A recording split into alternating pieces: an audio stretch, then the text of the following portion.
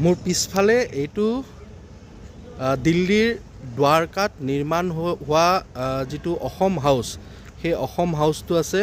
আৰু মই এবাৰ ভালকৈ দেখাই লৈছোঁ। এয়া হৈছে দিল্লীৰ দ্বাৰকাৰ নতুন অসম হাউচ। এইটো তৃতীয়টো অসম হাউচ। দুটা, যিহেতু এটা চাণক্যপুৰীত আছে, এটা অসম ভৱন চৰ্দাৰ পেটেল মাৰ্গ, আৰু এইটো হৈছে দ্বাৰকাৰ অসম হাউচ।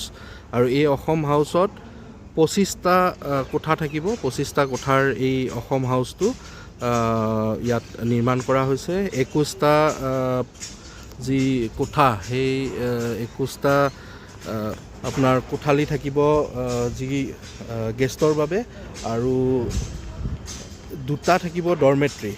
দুটা ডৰমেট্ৰি আছে, আৰু থাকিব তাত দুটা VIP ৰুম। অৰ্থাৎ ইয়াত দুটা VIP ৰুম, দুটা ডৰমেট্ৰি, এটা 4 বেডৰ, এটা 5 বেডৰ ডৰমেট্ৰি, আৰু 21টা থাকিব কোঠালি। গতিকে বিশেষকৈ ছাত্ৰ ছাত্ৰী আৰু যিসকল ট্ৰিটমেণ্টৰ বাবে আহিব অসমৰ পৰা লোক, তেওঁলোকৰ বাবে এই অসম হাউচটো নিৰ্মাণ কৰা হৈছে। তেওঁলোকক ইয়াত দিয়া হ'ব।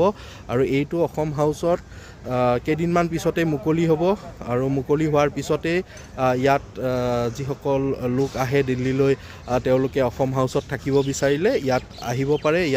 ইয়াৰ বাবে ৰুম বুক কৰিব পাৰে। অসম হাউচৰ ৰুমৰ সংখ্যা বৃদ্ধি পাব। ইয়াৰ পিছতে অন্য এটা ঠাইতো অসম হাউচ নিৰ্মাণৰ ইতিমধ্যে পৰিকল্পনা চলি আছে।